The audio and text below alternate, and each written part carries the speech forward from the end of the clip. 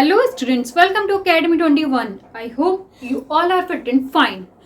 देखिए स्टूडेंट्स, हम आपको डायरेक्ट एंड इनडायरेक्ट स्पीच पढ़ा रहे थे और अपनी लास्ट वीडियो में हमने आपको एजर्टिव सेंटेंस समझाया था। आई होप आप लोगों को वहां तक बिल्कुल क्लियर हो गया होगा। तो देखिए इसका जो फर्स्ट पार्ट है उसमें हमने आपको ऑल ओवर जो इसका इंट्रोडक्शन है वो दिया है, ठीक है। एंड जो हमारी सेकंड वीडियो थी उसमें हमने एजर्टिव सेंटेंस समझाया हुआ है और आज हम आपको इंटैरोगेटिव सेंटेंस समझाएंगे, ठीक है। एंड काफ़ी जो रूल्स हैं वो हमने आपको सभी जो है एजर्टिव सेंटेंस में और जो फर्स्ट वीडियो है हमारी इंट्रोडक्शन वीडियो उसमें समझा दिए। अब इसमें जो हमारे जो इंटैरोगेटिव सेंटेंस में केवल यूज होंगे यहाँ पर हम आपको वो रूल समझाएंगे। तो स्टूडेंट्स वीडियो को बहुत ही ध्यान से देखिएगा क्योंकि ये भी काफ़ी इंपॉर्टेंट है। तो क्योंकि कुछ बच्चे केवल इंट्रोडक्शन देख लेते हैं, उससे सोचते हैं कि हमें सब आ जाएगा, तो ऐसा नहीं होता है। आपको हर एक पार्ट देखना है क्योंकि हर एक पार्ट में आपको डिफरेंट ही मिलेगा, ठीक है। तो बहुत ही ध्यान से देखिएगा, ठीक है। तो देखिए इंटैरोगेटिव सेंटेंस, तो देखिए सबसे पहले मैं आपको बता देती हूँ इंटैरोगेटिव सेंटेंस में डायरेक्ट से इनडायरेक्ट बनाते हुए हमें क्या क्या चेंजेस करने होते हैं, ठीक है।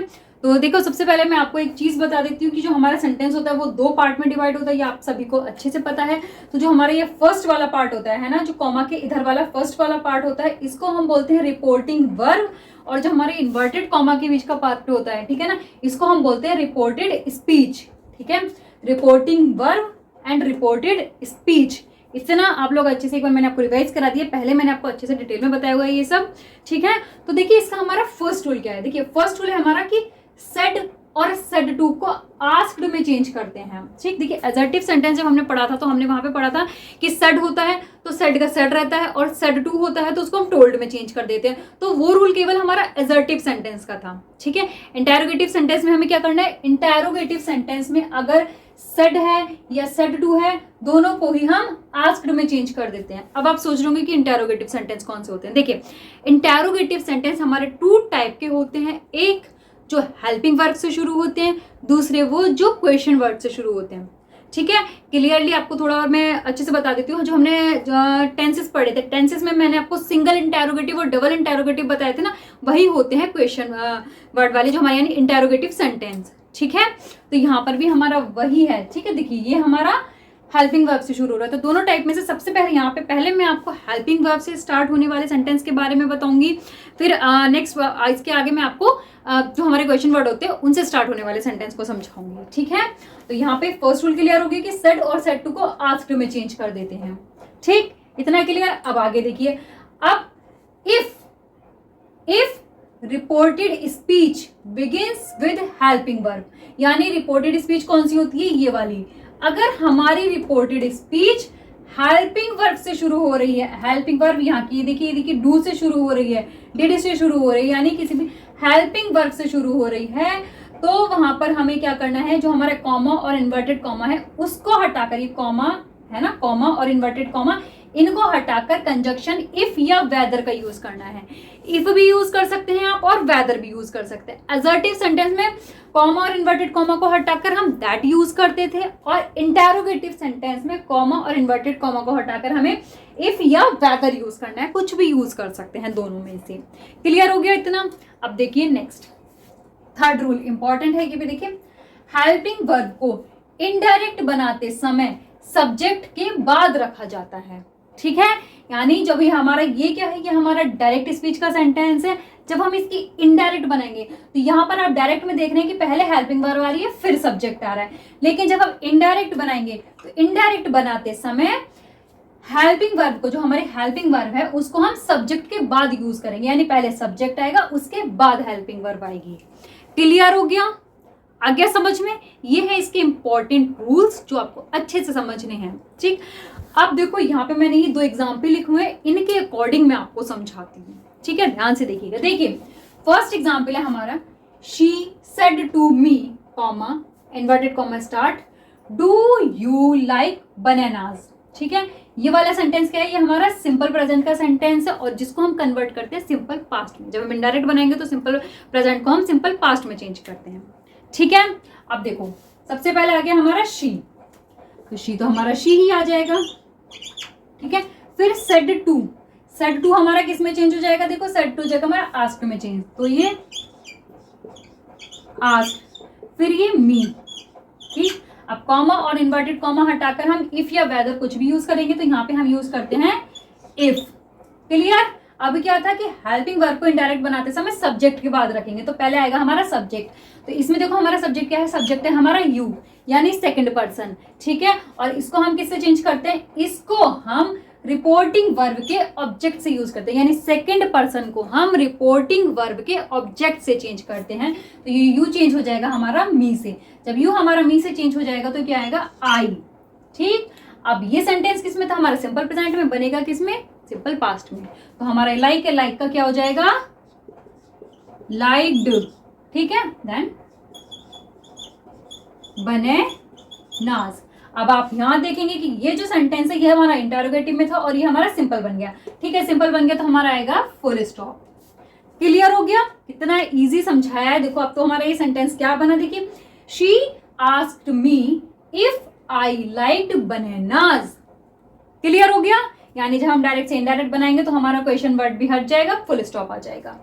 ठीक, फर्स्ट एग्जाम्पल क्लियर हुआ। अब देखिए दूसरा एग्जाम्पल, देखिए सेकंड एग्जाम्पल है हमारा, he said comma inverted comma start, did I teach her English yesterday.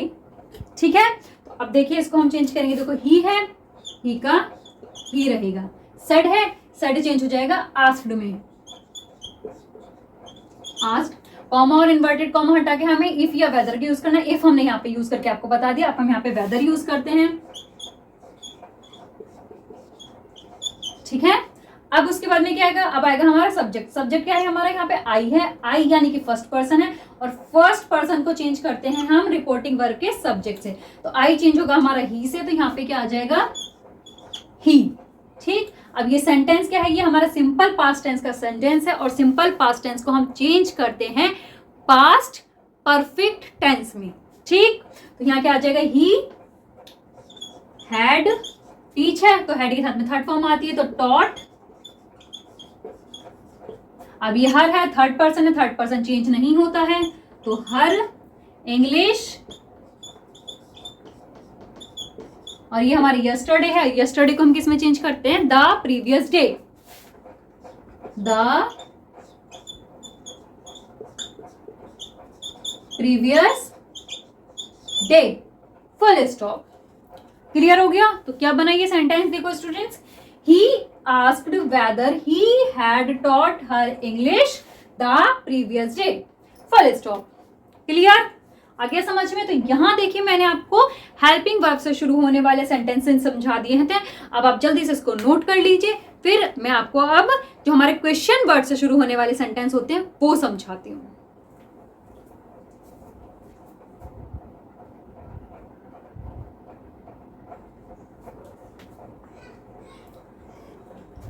अब देखिए स्टूडेंट्स, जो हमारे क्वेश्चन वर्ड से स्टार्ट होने वाले सेंटेंस, ठीक है, आप देख रहे हैं यहाँ पे जो ये हमारी रिपोर्टेड स्पीच है ये हमारी क्वेश्चन वर्ड से स्टार्ट हो रही है। क्लियर? व्हाट, वेयर, व्हाई, ये होते हैं हमारे क्वेश्चन वर्ड, या इनको WH फैमिली भी कहा जाता है। ठीक है, या क्योंकि ये हमारे WH से स्टार्ट होते हैं। ठीक है, इनको WH फैमिली या क्वेश्चन वर्ड कहा जाता है। अब देखिए इसके रूल्स क्या हैं। देखिए फर्स्ट रूल इसका सेम है कि सेड या सेड टू को आस्क्ड में चेंज किया जाता है।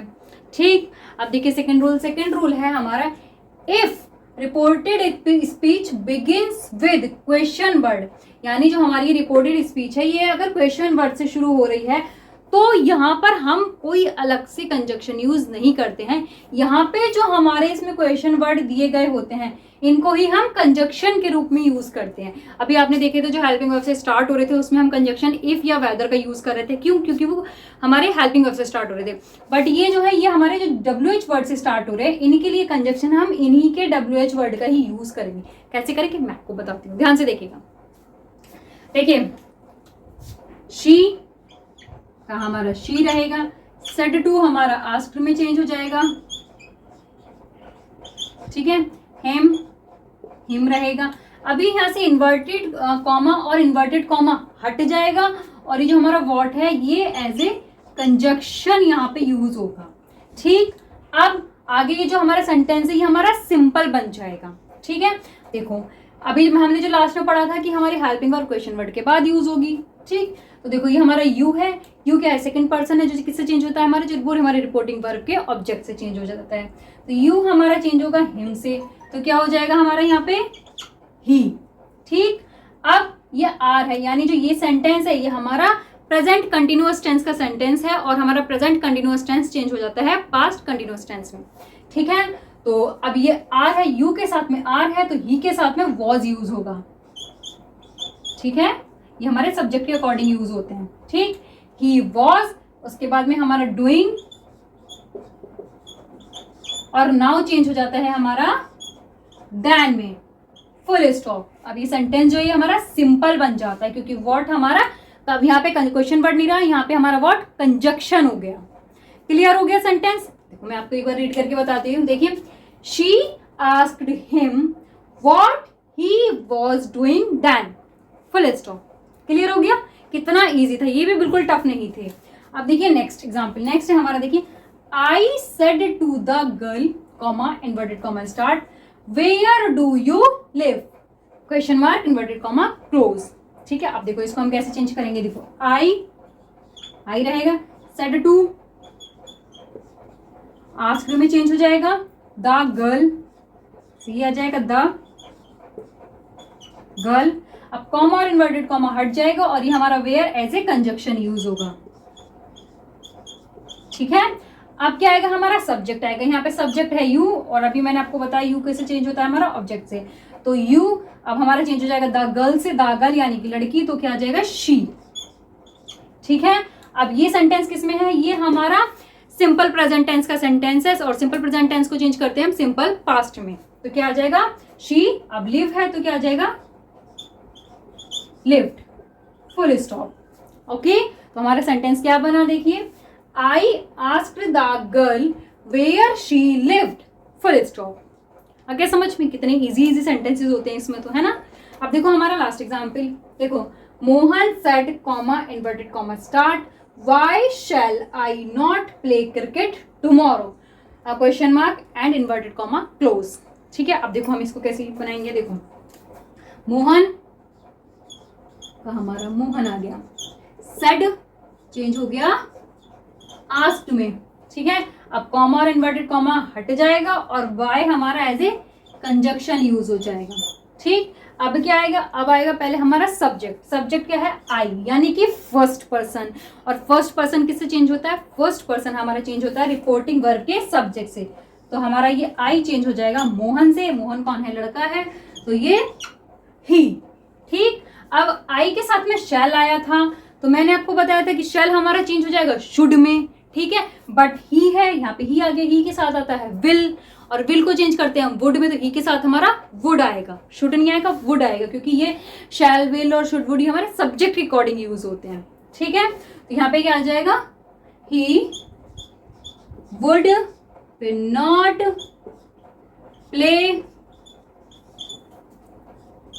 क्रिकेट, और टुमारो, टुमारो हमारा किस में चेंज होता है, द नेक्स्ट डे में। ठीक है, the next day, full stop. Clear हो गया। देखो मैं एक बार रीड कर देती हूँ। Mohan asked why he would not play cricket the next day, full stop. Clear हो गया स्टूडेंट्स। तो देखो यहाँ पर हमारा जो इंटरोगेटिव सेंटेंस से कंप्लीट होता है। इंटरोगेटिव सेंटेंस में हमारे दो टाइप के सेंटेंसेस होते हैं, तो हेल्पिंग वर्ब से शुरू होने वाले और दूसरे हमारे क्वेश्चन वर्ड से शुरू होने वाले। तो यहाँ मैंने आपको दोनों ही समझा दिए और दोनों ही बहुत ईजी है। आई होप आप लोगों को बिल्कुल क्लियर हो गए होंगे। तो अब आप जल्दी से इसको नोट कर लीजिए।